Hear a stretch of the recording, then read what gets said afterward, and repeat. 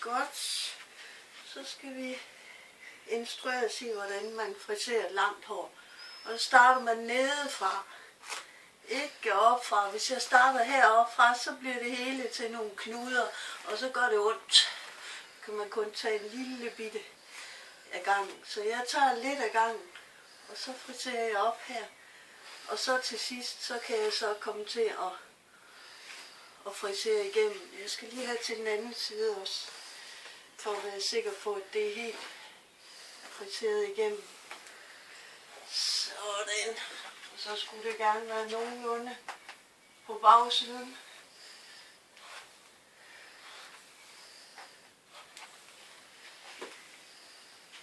Og så kan jeg sætte det op med elastik.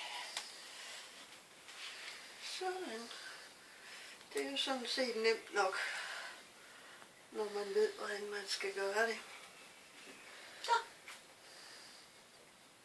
Godt.